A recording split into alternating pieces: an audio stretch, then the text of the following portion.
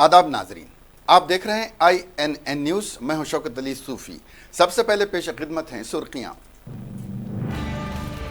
Parliament के सरमाई session का हुआ आगाज, तमाम मसाइल पर खुलकर बहस करने वजीर आजम तैयार।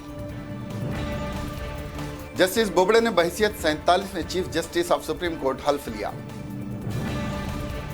कर्नाटक कांग्रेस के रुकने असेंबली तनवीर सेठ पर कातिलाना हमला। बीकानेर राजस्थान में सड़क हादसा, 14 लोगों की हुई मौत और 18 हुए जख्मी। जगतियाल जिले में इज्तिमाई खुदकुशी करने वाले आशिक व माशूक एक ही खबर में दफन। JNU तलबा का चलो पार्लियामेंट एहतजाज, पुलिस का लाठीचार्ज।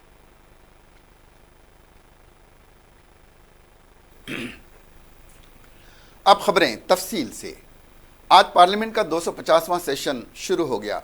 वजीर आजम नरेंद्र मोदी ने आज कहा कि पार्लियामेंट के सरमाई सेशन में हुकूमत तमाम मसाइल पर खुलकर बहस के लिए तैयार है और उम्मीद जाहिर की कि यह सेशन मुल्क को तरक्की के रास्ते पर मजीद आगे ले जाएगा।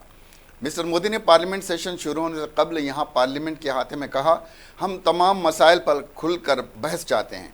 अच्छी तरह से बहस हो, ये ज़रूरी है। बहस और बातचीत हो, हर एक अपनी अक्ल और ताकत का इस्तेमाल करे और ऐवान की कार्रवाई को खुशहाल बनाने में ताउन पेश करे। उन्होंने कहा कि ये रवां साल 2019 का आखिरी और बहुत अहम सेशन है। ये राज्यसभा का 250वां सेशन भी है। आइंदा 26 नवंबर को यौम आइन है। उन्होंने तमाम अरकान पार्लियामेंट को सेशन के लिए मुबारकबाद दी। वज़ीर आज़म ने कहा कि गुज़िश्ता सेशन बेमिसाल हुसूलियाबियों से भरा रहा। ये हुसूलियाबी पूरे ऐवान की होती हैं, सभी अरकान पार्लियामेंट इसके हकदार होते हैं। उन्होंने उम्मीद जाहिर की कि यह सेशन मुल्क की तरक्की को रफ्तार देगा। मिस्टर मोदी ने मुस्बित सरगर्म किरदार के लिए तमाम अरकान पार्लियामेंट का शुक्रिया अदा किया और उम्मीद जाहिर की कि यह सेशन भी मुल्क की तरक्की के सफ़र को और मुल्क को रफ्तार देने में अहम किरदार निभाएगा।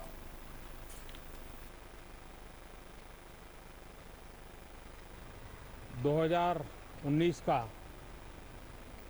ये आखिरी सत्र है और ये बहुत महत्वपूर्ण सत्र भी है क्योंकि राज्यसभा का ये 250वां सत्र है। 250 सत्रों की अपनी यात्रा का बहुत ही प्रेरक स्मृतियों के साथ राज्यसभा का 250वां सत्र प्रारंभ हो रहा है। उसी प्रकार से इसी सत्र के दरमियान 26 तारीख को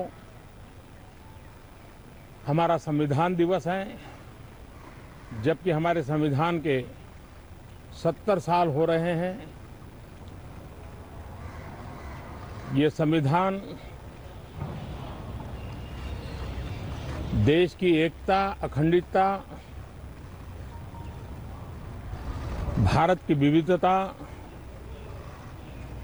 भारत के इस सौंदर्य को अपने में समेटे हुए है और देश के लिए वो एक चालक ऊर्जा शक्ति है। तो संविधान के 70 साल अपने आप में इस सदन के माध्यम से देशवासियों के लिए भी एक जागृति का अवसर बन सकता है। पिछले दिनों करीब करीब सभी दल के नेताओं से मिलने का मौका मिला है और यह सत्र भी जैसे पिछली बार नई सरकार बनने के बाद सभी दलों के सहयोग के कारण, सभी माननीय सांसदों के सहयोग के कारण, हर किसी की सक्रिय सकारात्मक भूमिका के कारण गत सत्र अभूतपूर्व सिद्धियों से भरा हुआ था और ये मुझे सार्वजनिक रूप से गर्व से कहना चाहिए कि ये सिद्धि सरकार की नहीं होती है, ये सिद्धि ट्रेजरी बेंच की नहीं होती है, ये सिद्धि पूरे सदन की होती है और सभी सांसद उसके हकदार होते हैं।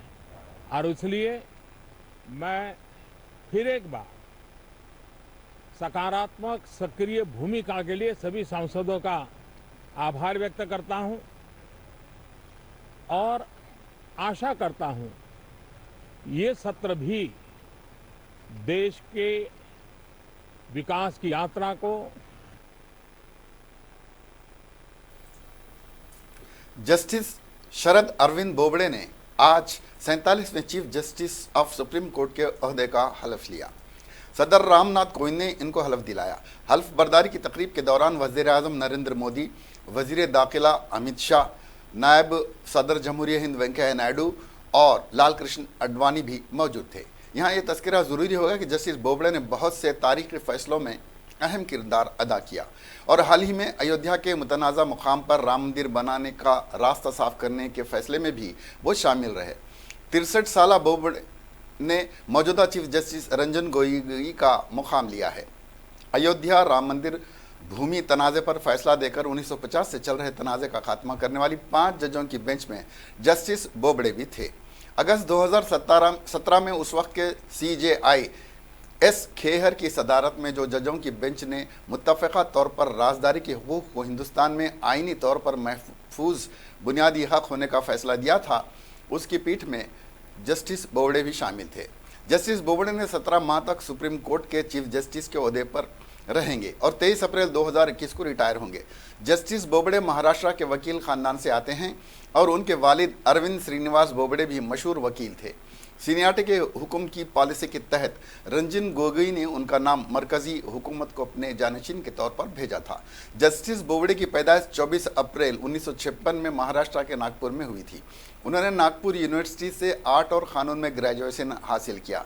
साल 1978 में महाराष्ट्र बार काउंसिल में उन्होंने बतौर एडवोकेट अपना रजिस्ट्रेशन कराया था।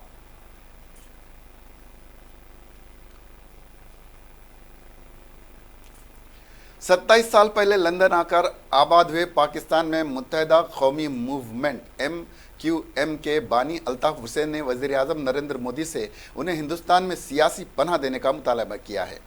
MQM के सदर अल्ताफ ने कहा कि मोदी उन्हें सियासी पनाह दें और अगर वो मुल्क बदर पाकिस्तानी सियासतदान और उनके साथियों को पनाह देने के काबिल नहीं हैं तो उनकी माली मदद की जाए। बता दें कि अल्ताफ भी लंदन में रियासत मुखालिफ तकारीर के चलते घेरे में हैं और हालिया दिनों में मेट्रोपॉलिटन पुलिस ने उनकी ज़मानत शराइत में ढील दी। अब अगले साल जून में उनके केस का ट्रायल शुरू होना है। उनका पासपोर्ट उनकी ज़मानत की शराइत के तहत UK पुलिस के पास है। इसके अलावा जब तक कोर्ट की तरफ से इजाज़त नहीं दी जाती है उस वक्त तक उनको किसी भी सफरी दस्तावेज़ात के लिए दरख्वास्त करने की इजाज़त नहीं है। काबिल ज़िक्र है कि हाल ही में सोशल मीडिया पर शेयर की अपनी तकरीर में अल्ताफ हुसैन ने कहा कि वो भारत जाना चाहते हैं क्योंकि उनके दादा और हज़ारों रिश्तेदारों को भारत में ही दफन किया गया है और वो उनकी खबर पर जाना चाहते हैं। All India Muslim personal law board की तरफ से नज़रसानी की दरख्वास्त दायर करना मुनासिब नहीं है। दिल्ली के शाही इमाम सैयद अहमद बुखारी भी बोर्ड के इस फैसले से नाखुश हैं। उनका कहना है कि इससे मुल्क का माहौल ख़राब हो सकता है। उन्होंने मज़ीद कहा कि फ़ैसले आने के बाद से मुल्क में अमन व अमान है। फ़ैसले से कबल सब ने एक ज़बान होकर यही कहा था कि अदालत का फ़ैसला जो भी आएगा सबको काबिल कबूल होगा। फिर मुस्लिम पर्सनल लॉ बोर्ड दीगर तंजीमें अपनी बात से क्यों हट रही हैं? उन्होंने कहा कि फ़ैसले से तो यही मालूम होता है कि अखलाकी जीत तो मुसलमानों की हुई है और ना फैसला बाबरी मस्जिद के खिलाफ आया है। बुखारी ने कहा कि सुप्रीम कोर्ट इस बात को तस्लीम करता है कि बाबरी मस्जिद किसी मंदिर को तोड़कर नहीं बनाई गई है। मस्जिद में मूर्तियां रखना गैर कानूनी था। बाबरी मस्जिद में नमाज का पढ़ना ये बहुत बड़ा सबूत था और मस्जिद को तोड़ना भी गैर कानूनी था। इससे मालूम होता है कि फतेह हमारी ही हुई है। अब दोबारा कोर्ट में जाने से माहौल ख़राब हो सकता है। उत्तर प्रदेश में योगी हुकूमत रियासत के दीगर अहम मसाइल को नज़रअंदाज करते हुए सिर्फ शहरों के नाम और रेलवे स्टेशनों के नाम बदलने में जुड़ गई है। इलाहाबाद, फैज़ाबाद और मुगल सराय स्टेशन का नाम बदलने के बाद अब योगी हुकूमत तारीखी शहर आगरा का नाम भी बदलने पर गौर कर रही है। योगी आदित्यनाथ इंतज़ामिया ने इस सिलसिले में डॉक्टर भीमराव अंबेडकर यूनिवर्सिटी के माहिरीन से मशवरा ले रही है। प्रोफेसर आनंद ने एक अखबार से बात करते हुए बताया कि योगी हुकूमत से एक मुरासिला मौसूल हुआ है जिसमें उन्हें कहा गया है कि आगरा सिटी का नाम बदलने के लिए अगर तारीखी सबूत मिल सकते हैं तो उसकी तहकीक करें।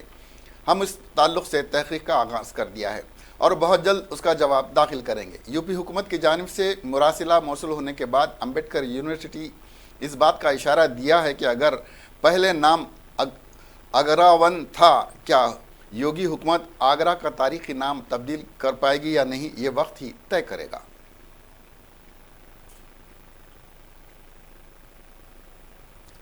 एक सर्वे रिपोर्ट में पाकिस्तान को लेकर हैरानकुन इंकशाफ हुआ है। रिपोर्ट के मुताबिक पाकिस्तान के लोगों के लिए कश्मीर से बड़ा मसला उनके मुल्क में बढ़ती हुई महंगाई और बेरोजगारी है।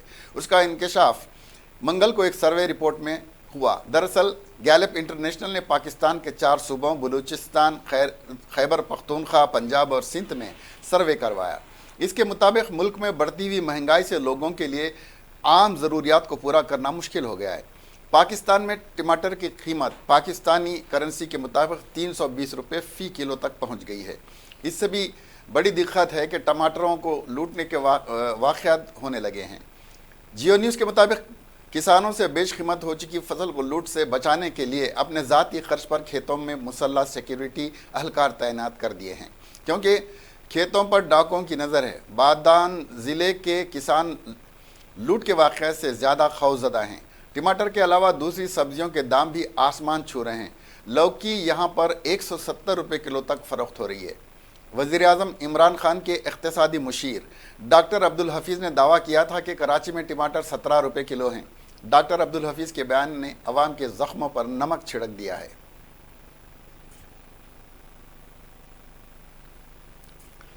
राजस्थान के बीकानेर जिले में एक शदीद सड़क हादसे की खबर सामने आ रही। खबरों के मुताबिक नेशनल हाईवे नंबर 11 पर श्री डोंगरगढ़ के करीब एक मुसाफिर बस और ट्रक के दरमियान तसादुम हो गया, जिसमें तकरीबन 14 लोगों के हलाक होने की खबर है, जबकि 18 से ज़ायद अफराद ज़ख्मी हुए हैं। ज़ख्मियों को अस्पताल पहुँचाया गया है। बताया जा रहा है कि मरने वालों की तादाद में इजाफा हो सकता है। खबरों के मुताबिक इस हादसे के बाद कई मुसाफिर बुरी तरह बस में फंस गए, जिन्हें बड़ी मशक्क़त के बाद बाहर निकाला गया। इस शदीद हादसे में कई मुसाफिरों ने तो मौके पर ही दम तोड़ दिया। वहीं हादसे के बाद बस में लगी आग, जिसके सबब इमदादी काम में कुछ देर लगी, जिससे कुछ लोगों को बचाया नहीं जा सका। हादसे के बाद मौके पर कोहराम मच गया। मुकामी लोगों ने पुलिस को इत्तला दी, जिसके बाद जख्मियों को अस्पताल पहुंचाया गया। झारखंड कांग्रेस के एग्जीक्यूटिव चेयरमैन संजय पासवान ने दावा किया है कि रियासत में होने वाले असेंबली इंतखाबात में कांग्रेस, झारखंड मुक्ति मोर्चा, आरजेडी में गठबंधन की ही जीत होगी, क्योंकि लोगों ने देख लिया है कि गुज़िश्ता 5 सालों में बीजेपी हुकूमत पर हर महाज पर नाकाम रही है। ये पूछे जाने पर कि एक कौमी पार्टी होते हुए कांग्रेस झारखंड मुक्ति मोर्चा जैसी इलाकाई पार्टी से भी कम सीटों पर इंतखाबात क्यों लड़ रही है, तो संजय पासवान ने कहा, कांग्रेस का हमेशा से इत्तेहाद निभाने पर यकीन रहा है। जहां जिसकी पोजीशन मजबूत है वहां वही पार्टी लड़ रही है, क्योंकि हमारे एक जैसे ख्यालात हैं। झारखंड की 81 रुकनी असेंबली के लिए होने जा रहे इंतखाबात में JMM 43 सीटों पर, कांग्रेस 31 और राष्ट्रीय जनता दल 7 सीटों पर इंतखाब लड़ रही है।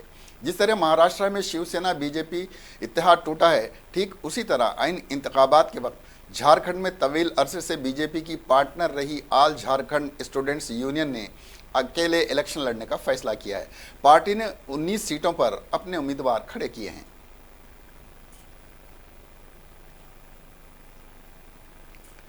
नेशनलिस्ट कांग्रेस पार्टी के सरबराह और महाराष्ट्र के साबिक वजीर आला शरद पवार आज दिल्ली पहुंचे। रियासत में नई हुकूमत तश्कील के बारे में बड़ा बयान देते हुए उन्हें इस बारे में कहा कि बीजेपी और शिवसेना से पूछा जाना चाहिए।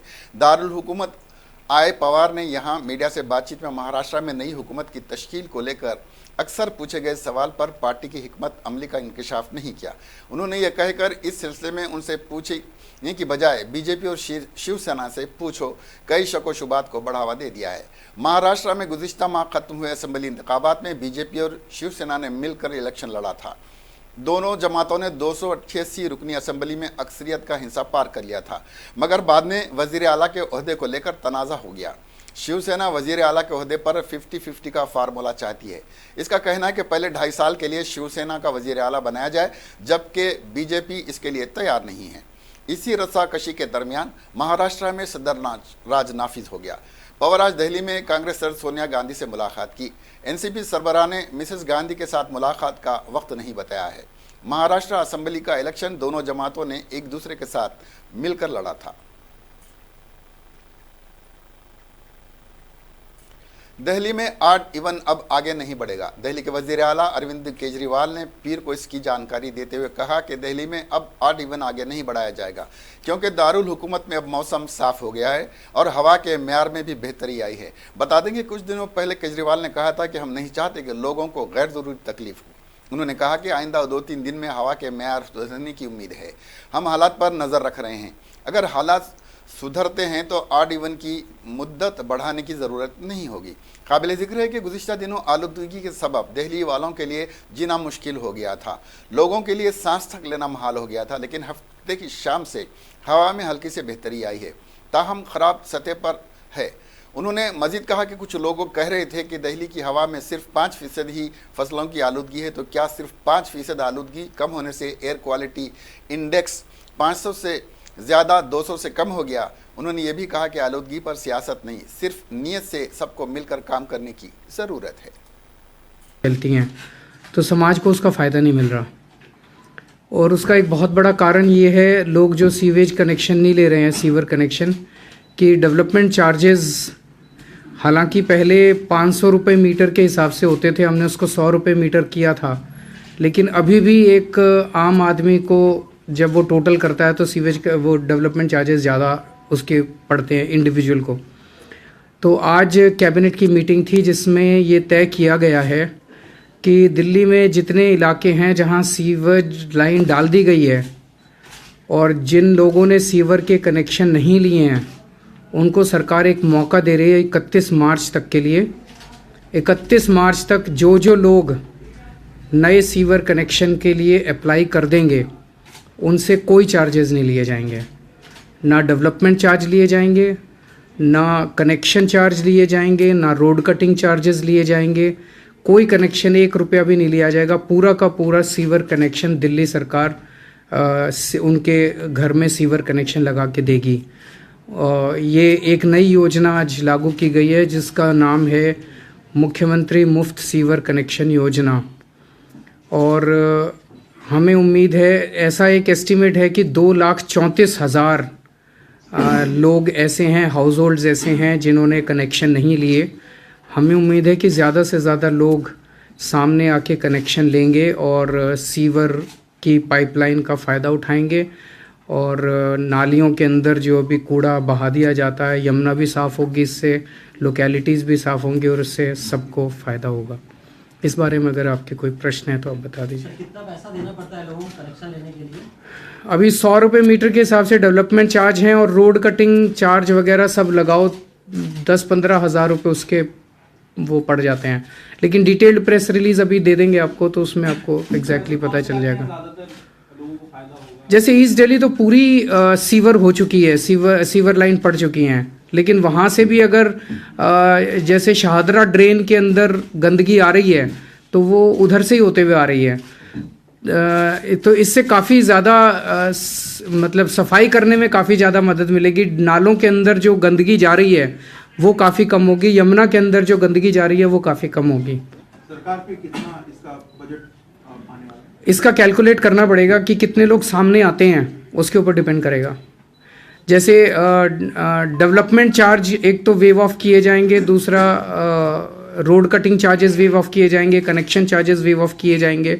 तो जितने लोग इसमें अप्लाई करेंगे, इसमें मेरी तरफ से भी एक पर्सनल लेटर, जितने लोगों का डेटा हमारे पास है कि इन्होंने नहीं लिए हुए, उससे भी ज़्यादा हो सकते हैं, कई लोगों का डेटा हो सकता है हमारे पास ना भी हो, लेकिन जितने लोगों का डेटा हमारे पास है उनको सबको मेरी तरफ से पर्सनल लेटर भी जाएंगे। इसकी एग्रेसिव मार्केट वो भी की जाएगी, पब्लिसिटी भी की जाएगी कि लोगों तक ये बात पहुँचे। वहाँ तो उनको कनेक्शन कैसे दें, वहाँ उसके लिए अभी 2 दिन पहले सेप्टिक टैंक की योजना जो शुरू की थी, ऐसे इलाकों में जहाँ भी सीवर नहीं पड़े वहाँ लोगों ने अपने घरों में सेप्टिक टैंक बना रखे हैं।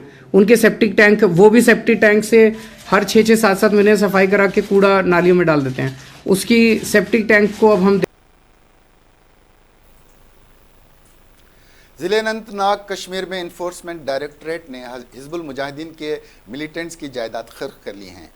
लीवर पहलगाम में ईडी ने कार्रवाई अंजाम देते हुए हिजबुल मुजाहिदीन के कुख्यात कमांडर गुलाम नबी खान उर्फ आमिर खान और एक मिलिटेंट जफरुल्ला खान की जायदादें कर्क कर ली हैं। दोनों मिलिटेंट्स के आबाई मकान पर यह कार्रवाई अंजाम दी गई। ज़राए के मुताबिक दोनों मिलिटेंट कई वारदातों में मुलविस हैं। और दोनों पर दहशत गर्दी के लिए फंड हासिल करने का इल्ज़ाम है। बताया जा रहा है कि आमिर खान और जफरुल्लाह खान फिलहाल पाकिस्तान में हैं। याद रहे कि NIA ने भी इस ज़िम्मन में एक केस दर्ज कराया था। इस दौरान आमिर खान के घर वालों ने दावा किया है कि ED की जानिब से कुर्क की गई मिल्कियत उनकी आबाई जायदाद है और आमिर खान इसका मालिक नहीं है।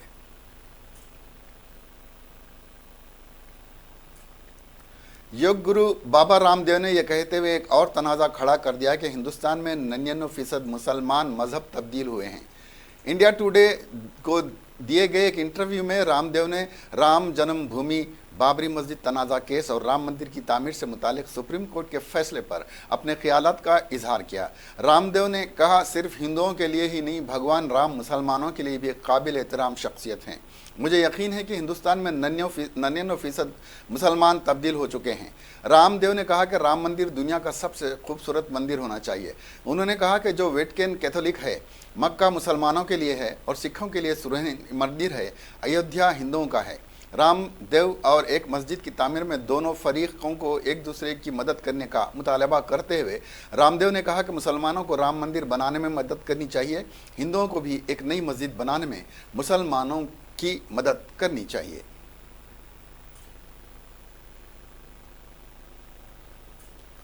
पंजाब से ताल्लुक़ रखने वाली 18 साला दोशीज़ा जो अपने घर से भागकर मुंबई पहुंची थी, उसकी उरुसुल बलाद मुंबई के सुर्खबत्ती वाले इलाके कामाटीपुरा में असमत दरी की गई।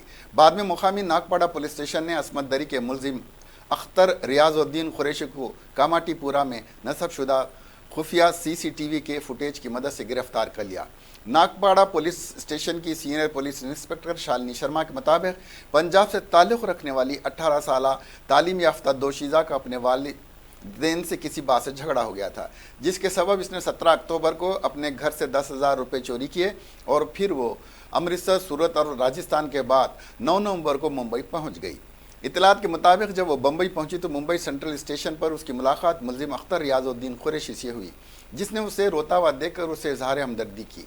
इस दौरान मुतासरा दोशीज़ा ने मुलजिम को इसके दिल की बातें बतलाईं, जिसके बाद मुलजिम उसे कमाटीपुरा लेकर पहुंचा, जहां उसने दोशीज़ा की मुलाकात खैबा खाने में एक घरवाली से करवाई, जिसने दोशीज़ा की हिम्मत बंधाते हुए कहा कि किसी भी तरह की इसको टेंशन लेने की ज़रूरत नहीं है और वो यहाँ पूरी तरह से महफूज है। पुलिस के मुताबिक मुलजिम ने दोशीज़ा के लिए खाने का बंदोबस्त किया और फिर दोनों ने मिलकर खाना भी खाया। इसके बाद मुलजिम ने इसकी खैबा खाने में असमत दरी की और उसे धमकी दी कि वो असमत दरी का किसी से जिक्र ना करे।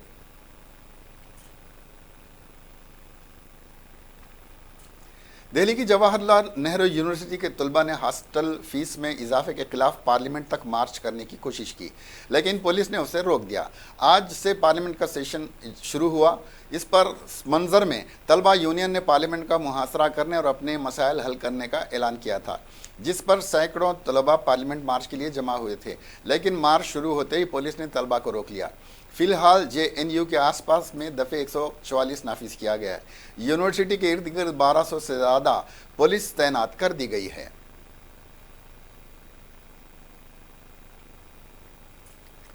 मरकजी हुकूमत की मुखालिफ अवाम पॉलिसियों के खिलाफ कुल हिंद कांग्रेस कमेटी 30 नवंबर को दिल्ली में बड़े पैमाने पर एहतजाज मुनज़्ज़म कर रही है। इस सिलसिले में रियासत तेलंगाना के हर असम्बली हल्के से 10 सरगर्म कारकुनों को दिल्ली ले जाया जाएगा। सदर तेलंगाना प्रदेश कांग्रेस कमेटी और रुकन पार्लिमान उत्तम कुमार रेड्डी ने इस सिलसिले में आज अहकामात जारी करते हुए कारगुजार सदर तेलंगाना प्रदेश कांग्रेस कमेटी मिस्टर कुसुम कुमार और जनरल सेक्रेटरी S श्रीनिवास को इस प्रोग्राम के लिए जिम्मेदारी सौंपी है और हिदायत दी है कि वो जिला कांग्रेस कमेटियों और असम्बली हलकों के इंचार्ज से राबता करते हुए तेलंगाना के हर असम्बली हलके से कांग्रेसी कायदीन की दिल्ली रवानगी को यकीनी बनाएं। चाय के लिए एक शख्स ने खुदकशी कर ली। यह वाक़या हैदराबाद के मलकातगिरी में पेश आया। इब्तदाई इत्तलात के मुताबिक 35 साला ऑटो ड्राइवर अडवया ने इतवार के दिन अपनी बीवी ज्योतिका को चाय बनाने के लिए कहा। वो किसी काम में मसरूफ़ थी और उसने कुछ देर बाद चाय बनाने का वादा किया। इस मसले पर शौहर बीवी में झगड़ा हुआ और बरहम शौहर ने मकान के करीब वाक़ पानी के कुंटे में छलांग लगाकर खुदकशी कर ली। मज़ीद तफसीलात का इंतज़ार है।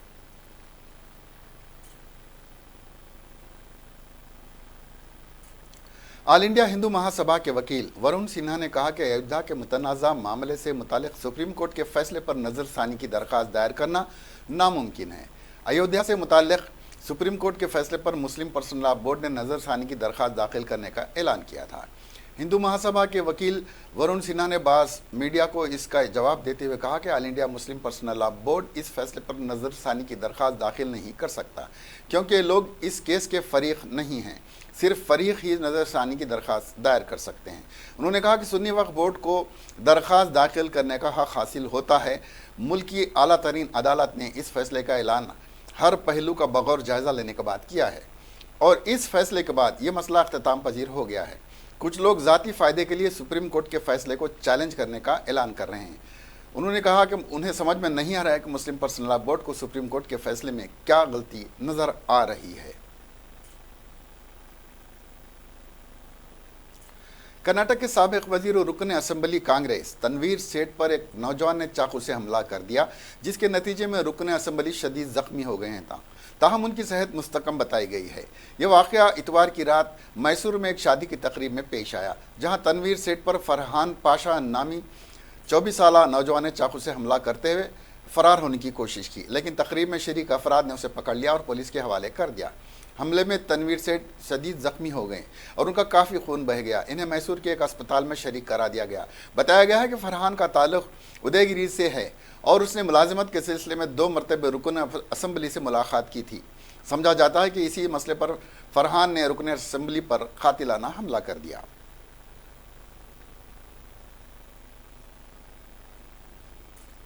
मोहब्बत की शादी से घर वालों के इनकार पर इज्तिमाई खुदकशी कर लेने वाले आशिक और माशूक को एक ही खबर में दफन करने का अजीब व गरीब वाक़या तेलंगाना के जगत्याल ज़िले में पेश आया। तफसीलात के मुताबिक कतला पूरम मंडल के राजाराम तांडा की रहने वाली सरीशा इसी तांडे के महिपाल से मोहब्बत करती थी। बताया गया है कि दोनों स्कूल के ज़माने से एक दूसरे को पसंद करते थे और सरीशा कोरेटला के एक खानगी कॉलेज में डिग्री फर्स्ट ईयर की तालीम हासिल कर रही थी और महिपाल करीम नगर में तालीम हासिल कर रहा था। सरीशा के घर वालों ने महिपाल से उसकी शादी करने से इनकार करते हुए दूसरे लड़के से उसका रिश्ता तय कर दिया। चंद दिन में सरीशा की शादी होने वाली थी। इस बात का पता महिपाल को हुआ और उसने हफ्ते के दिन तांडा पहुंचकर सरीशा से मुलाकात की और इन दोनों ने करीब के जंगल में एक दरख्त से लटक कर इज्तिमाई फांसी ले ली। इतवार के दिन इन दोनों की नाशों को एक ही खबर में दफन कर दिया गया।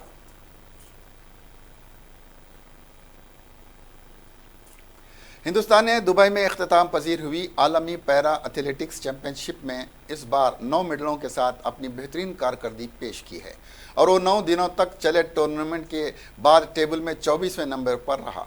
हिंदुस्तान ने इससे पहले लंदन में 2017 में हुई आलमी पैरा मेडिकल चैंपियनशिप में एक तिलाई समेत 5 मेडल जीते थे और वो 34वें नंबर पर रहा था, जो इसकी इन खेलों में बेहतरीन कारकर्दगी रही थी। लेकिन दुबई में इसने अपनी गुज़िश्ता कारकर्दगी को पीछे छोड़ दिया। दुबई में हिंदुस्तान ने 2 तिलाई, 2 चांदी और 5 कांसे के मेडल जीते, जबकि कई मुकाबलों में वो 4थे नंबर पर रहा। इसके साथ हिंदुस्तान ने इन खेलों में अगले बरस होने वाले टोक्यो ओलंपिक 2020 के लिए भी 13 कोटा भी हासिल कर लिया और आलमी एथलेटिक्स चैंपियनशिप में 25 सोने समेत ज़्यादा मेडलों के साथ चोटी पर रहा। ब्राज़ील 39 मेडल, बरतानिया मेडल के साथ दूसरे और तीसरे नंबर पर 28 मेडल के साथ रहा। अमेरिका 34 मेडल लेकर चौथे नंबर पर रहा। 2026 में डोपिंग मुअत्तली के बाद इन खेलों में पहली बार हिस्सा ले रही रूस ने मजमूई तौर पर 41 मेडल के साथ 6ठा मुकाम हासिल किया। आखिर में सुर्खियां एक बार फिर। पार्लियामेंट के सरमाई सेशन का हुआ आगाज, तमाम मसाइल पर खुलकर बहस करने वजीर आजम तैयार। जस्टिस बोबड़े ने बहैसियत 47वें chief justice of supreme court हल्फ लिया।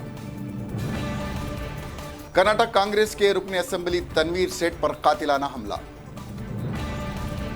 बीकानेर राजस्थान में सड़क हादसा, 14 लोगों की हुई मौत और 18 हुए जख्मी। जगत्याल जिले में इज्तिमाई खुदकुशी करने वाले आशिक व माशूक एक ही खबर में दफन। जेएनयू तलबा का चलो पार्लियामेंट एहतजाज, पुलिस का लाठीचार्ज। अब हमें दीजिए इजाजत, देखते रहिए INN चैनल। खुदा हाफिज।